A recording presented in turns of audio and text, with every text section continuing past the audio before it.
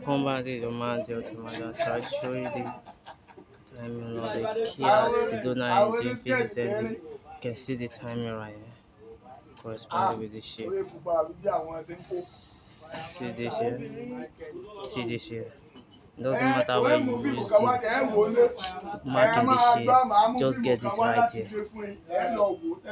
So if you give it what you want here, see it here, see here, and see here. There's the front cylinder, come to the back cylinder, the back cylinder, here's the back one. You can see the timing right here. See right here. You see. You can see the gap here. That's what I mean. See the gap here. You can see the gap here. See the gap here. You can see the exact the timing.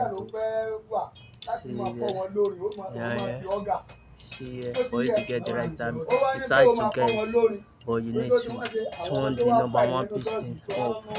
Number one piston up for you to get the point from the crankshaft here. When you get the point from the crankshaft here, this you turn the cylinder right here for you to get the right side at this shape here.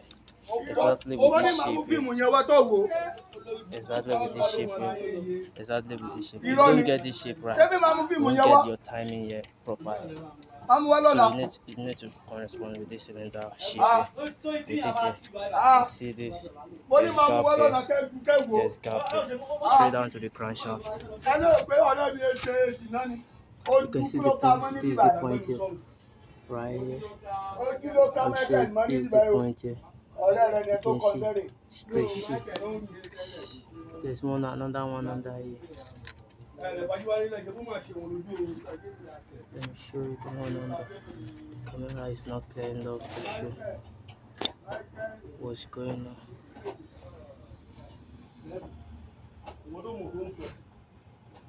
Let me put it in this way.